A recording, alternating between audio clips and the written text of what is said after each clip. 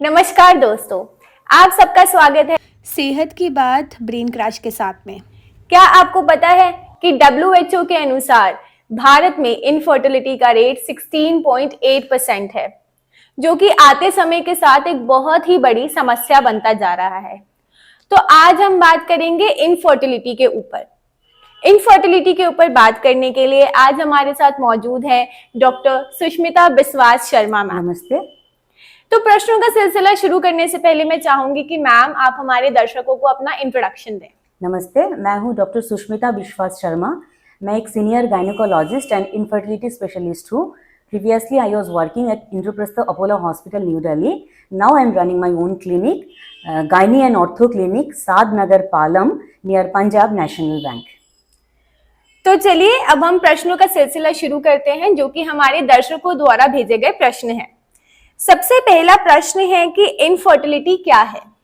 Infertility क्या है? वो है कि जब एक कपल ट्राइंग फॉर प्रेगनेंसी के लिए प्लान कर रहे हो, तो वो अगर 1 साल लगातार ट्राई कर रहे हैं लेकिन कंसेप्शन मतलब प्रेगनेंसी नहीं हो रहा है, तब हम उसको इनफर्टिलिटी बोलेंगे। जबकि फीमेल पार्टनर की एज होगा 35 से नीचे, less than 35 years of age, तब 1 साल की ड्यूरेशन वो ले सकते हैं। अगर फीमेल पार्टनर की age more than 35 years of age होता है तो सिर्फ 6 मंथ्स के ड्यूरेशन में वो ट्राई करे। कुछ प्रॉब्लम होता है, नहीं कंसेप्शन होता है, तो आप अपनी इनफर्टिलिटी स्पेशलिस्ट को कॉन्टैक्ट कीजिए। और इफ शी इज अराउंड 40 तो सिर्फ 3 मंथ्स की टाइम लो आप, फिर यू गो फॉर ट्रीटमेंट। तो मैम एक बहुत ही कंफ्यूजिंग क्वेश्चन होता है जो पेशेंट्स कई बार पूछते भी हैं कि इनफर्टिलिटी एक मेल प्रॉब्लम है या फिर एक फीमेल प्रॉब्लम है? बोथ, फॉर बोथ, क्योंकि एक प्रेगनेंसी के लिए हमें ओवम भी चाहिए, स्पर्म भी चाहिए। तो wife and husband, male and female partner, both are responsible for this. 50-50 आप समझ लो। प्रॉब्लम दोनों में हो सकता है और दोनों ही क्यूरेबल होता है टू सम एक्सटेंट। सब ट्रीटमेंट अवेलेबल होता है। इसमें फीमेल्स की भी प्रॉब्लम हो सकता है कि उनको ठीक से अंडा नहीं बन रहा हो, कुछ भी प्रॉब्लम हो। मेल का भी प्रॉब्लम हो सकता है कि उनके शुक्राणु की क्वालिटी ठीक नहीं है, या वॉट एवर द प्रॉब्लम। तो दोनों ही रिस्पॉन्सिबल है इसके लिए। फीमेल इनफर्टिलिटी के मुख्य कारण क्या हो सकते हैं? देखो, किताबों में तो बहुत सारे कॉजेज है जो मेन क्लिनिकल फील्ड में हम देखते हैं। सबसे मेन कॉज होता है ओवरियन डिसफंक्शन, मतलब ओवम रिलेटेड प्रॉब्लम, मतलब ठीक से अंडा ना बनना, जैसे polycystic ovarian syndrome most common है बीमारी आजकल के लिए। इसमें क्या होता है, एग्स की क्वालिटी खराब हो जाता है। तो क्या होता है, इसमें पीरियड्स इरेगुलर हो सकता है या ना ही आता हो, 5-6 महीने में पीरियड्स आ रहा हो, तो that will cause problem in ovulation. ये एक प्रॉब्लम हो गया है। दूसरा है कि स्ट्रेस रिलेटेड लाइफ है सबका, तो हार्मोनल इम्बैलेंस होता है, वो भी ओव्यूलेशन को प्रॉब्लम करता है। नेक्स्ट होता है ट्यूबल, फेलोपियन ट्यूब ब्लॉक हो सकता है, कोई डिजीज हो सकता है, उसमें पानी हो सकता है, वो हो गया है। फिर यूट्रस के अंदर प्रॉब्लम हो सकता है, जैसे रसोली फाइब्रॉइड जिसको बोलते हैं, वो हो सकता है, या बहुत सारे एंडोमेट्रोसिस, बहुत सारे प्रॉब्लम्स है उस, ये सब हो सकता है। और चौथा कारण हो सकता है कि बनावटी खराबी, जन्म से ही कुछ खराबी लेके पैदा हो जिसमें यूट्रस में कंसेप्शन हो ही नहीं सकता, वो उनको पता ही नहीं होगा। तो ये है फीमेल प्रॉब्लम। उसमें मेन अगर पूछेंगे तो बोलूंगी polycystic ovarian syndrome, that is male for the female. अगर कोई महिला है जो एक बार किसी बच्चे को जन्म दे चुकी है, तो क्या उसमें भी इनफर्टिलिटी की प्रॉब्लम दोबारा से देखी जा सकती है? हाँ, इनफर्टिलिटी 2 तरीके के होता है। मेडिकल लैंग्वेज में हम बोलते हैं, एक है प्राइमरी, एक है सेकेंडरी। प्राइमरी उनको बोलेंगे जिन्होंने कभी भी कंसीव नहीं किया। सेकेंडरी उनको बोलेंगे जिसका एबॉर्शन ही समझ लो, एक एबॉर्शन ही है, तो भी हम उसको सेकेंडरी कैटेगरी में रखेंगे।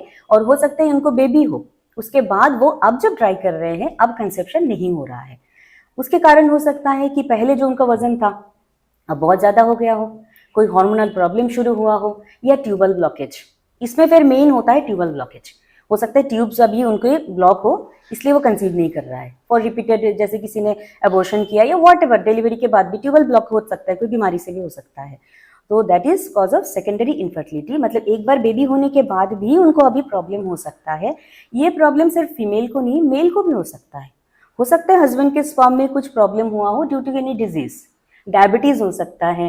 ये सारी चीजें सेकेंडरी इनफर्टिलिटी कर सकते हैं।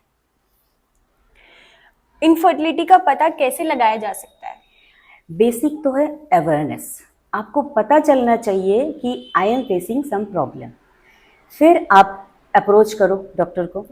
हमारा पहला काम होता है काउंसलिंग। पहले हम सुनते हैं क्लिनिकल हिस्ट्री कि हस्बैंड को कुछ प्रॉब्लम है, वाइफ को कुछ प्रॉब्लम है, कभी कभी है कि दोनों को एक्चुअली कुछ प्रॉब्लम नहीं है बट बेसिक इंफॉर्मेशन नहीं है उनके पास रिगार्डिंग, जैसे फर्टाइल पीरियड होता है 28 दिन के साइकिल में कुछ एक दिन होता है जिसमें आप कंसीव कर सकते हो, तो उसकी जानकारी भी उनको नहीं होता। तो ये बेसिक जानकारी एक होता है जिसको हम क्लिनिकल हिस्ट्री बोलते हैं, काउंसलिंग हो गया। फिर एग्जामिनेशन, उनको देखा कुछ प्रॉब्लम है कि नहीं, दोनों से बात किया कुछ प्रॉब्लम तो नहीं है, इन्फेक्शन हो सकता है। उसके बाद आता है कि डायग्नोसिस की जो इन्वेस्टिगेशन, उसमें कुछ खून के इन्वेस्टिगेशन होता है, ब्लड टेस्ट होता है जो हम लोग महीना आने के बाद उस दौरान कराते हैं। फिर अल्ट्रासाउंड होता है वो हम कराते हैं। फिर आपकी जो ट्यूब्स बोल रही थी, ट्यूब्स आपकी ओपन है कि नहीं उसके लिए टेस्ट होता है। तो वेरियस फॉर्म्स ऑफ टेस्ट है, बैटरी ऑफ टेस्ट है, वो हम स्टेप बाय स्टेप धीरे धीरे प्रोग्रेस करते हैं। और हस्बैंड के लिए होता है शुक्राणु की जांच, वो भी ठीक है कि नहीं। तो वो सारा इन्वेस्टिगेशन के बाद हम आइडिया लग जाता है हमें कि क्या है। इसमें अल्ट्रासाउंड का भी बहुत बड़ा रोल है। अल्ट्रासाउंड हम करते हैं देखने के लिए कि एग्स बन रहा है कि नहीं, मैच्योर हो रहा है, फिर एग्स अपने आप से रप्चर हो रहा है कि नहीं। तो वो सारा ट्रीटमेंट जो इन्वेस्टिगेशन है उसके बाद हम सारे पेशेंट के ट्रीटमेंट प्लान अलग अलग होता है अकॉर्डिंग टू उनकी प्रॉब्लम क्या है। तो हम उसको ट्रीटमेंट कैटेगराइज कर लिया, उनको बताया कि ये प्रॉब्लम है, हम अब काउंसलिंग के बाद स्टेप बाय स्टेप प्रोग्रेस करेंगे।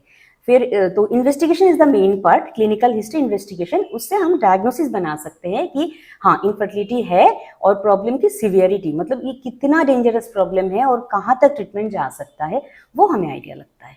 Right ma'am.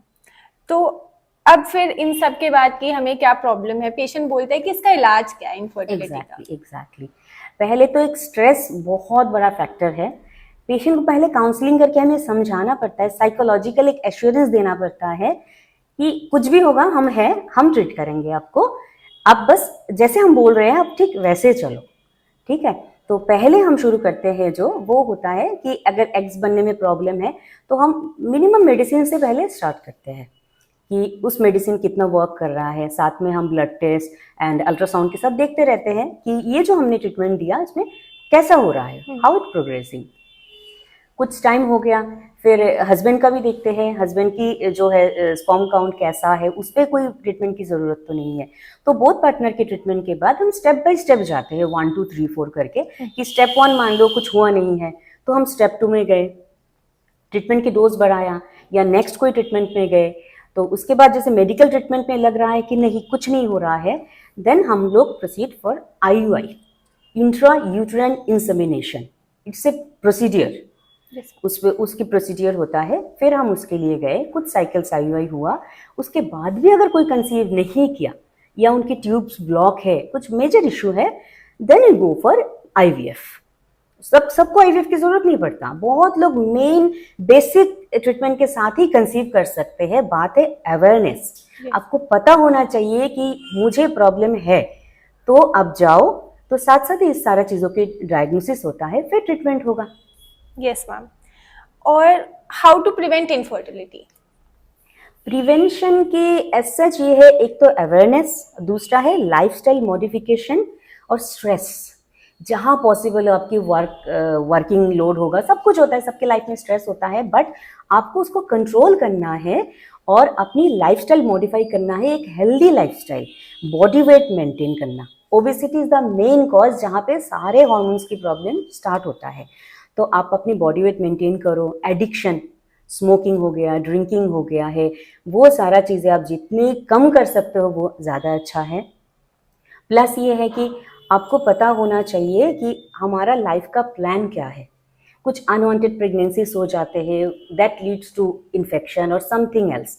तो ये प्रिवेंशन ये है कि हम थोड़े प्लान वाइज चले, एक हेल्दी लाइफस्टाइल को मेंटेन करें और बॉडी वेट कंट्रोल रखें। हमें कभी भी कुछ प्रॉब्लम हो तो हम उसको सोचें और डॉक्टर को कंसल्ट करें कि ये प्रॉब्लम है। जैसे इन्फेक्शन समझ लीजिए फीमेल जेनिटल ट्रैक्ट में, तो इन्फेक्शन से भी कभी कभी इनफर्टिलिटी होता है जो कि टाइम पे ट्रीटमेंट नहीं हुआ था।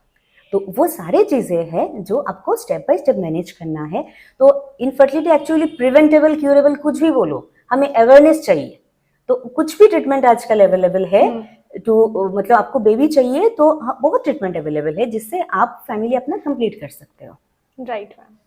तो इसी के साथ हमारे प्रश्नों का सिलसिला खत्म होता है और मैं मैम को थैंक यू बोलना चाहती हूँ कि उन्होंने इतने अच्छे से हमारे दर्शकों द्वारा भेजे गए प्रश्नों का जवाब दिया।